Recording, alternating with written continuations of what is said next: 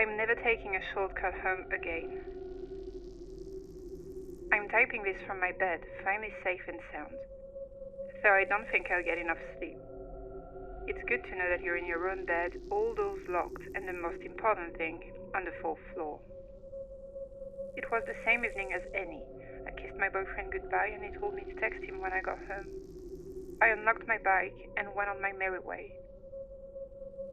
Riding through the early summer evening, I enjoyed the lukewarm night and the soft quacks of the ducks getting ready to sleep on the riverside to the left of my path. I got off my bike to push it up the stairs on the pedestrian path next to a highway so I could shorten my trip home for like 5 minutes. Now, you have to know that my hometown is usually quite peaceful. I mean, there are some shady people doing some shady stuff, and during the evenings, there's always a few drunk guys hassling women and getting into fights. Other than that, things are pretty chill. That evening I was completely sober, not tired at all because I got a good night's sleep, and I have no history of any mental illness. I'm mentioning this so you can understand that the thing I'm about to tell you is not the fruit of my imagination, alcohol, or anything else. So I climbed up the stairs, I looked to my left down the road and saw the silhouette of a guy walking his dog.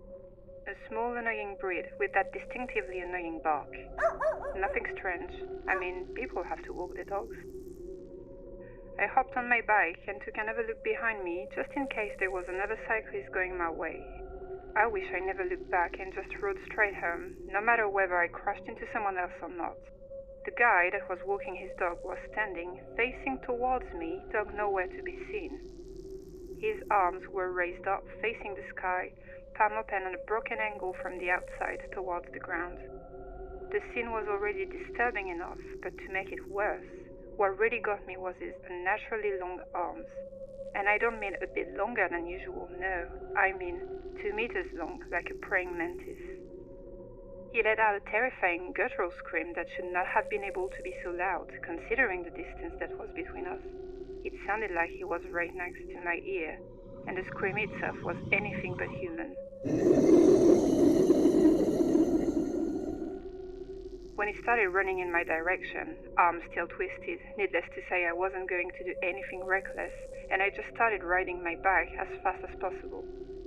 A few meters before I'd reached the stairs to my neighborhood, I looked to my right. What a stupid thing to do. Like, I've never watched a movie or read a horror story in my life. The guy, thing, I don't have a clue as what to call it, was right there, same speed as mine, even though it looked like it was not running at all. Its face, well, to say at least, scared me to death. His body was facing forward, while its face was turned so it looked directly at me, which is impossible unless you break your neck, considering the positions we were in. But, again, even though it was disturbing, what terrified me the most was its expression. His eyes were lifeless, as if they were looking straight through me, and its mouth turned into an ear-to-ear grin. I don't mean a big smile, I mean literally ear to ear. His mouth spread so wide you could not see its chin, and the teeth were disgusting. Not like the classic sharp ones, but rather the age-old alcoholic, smoking type. Some missing, others barely hanging from its gum, and with a breath that could kill. I got scared even more and lost the control of my bike, crashing on the side and finally passing out. When I woke up and got to my senses, which seemed like ages but was probably a few minutes later, I was alone and my everything was hurting. I scraped up my knees and my elbows pretty badly, and my cheek wasn't doing so well either. I somehow got up from the ground and pushed my bike down the stairs, limping and bleeding as I did, looking around me for the thing that made me crash like this.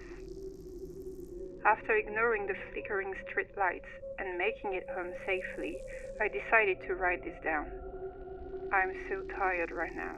My eyes are shutting down, and I can't shake this feeling that I'm being watched, even though I live on the 4th floor. Good night, people. Wish me luck. Edit. I'm hearing a really familiar bark from the dog park behind my building.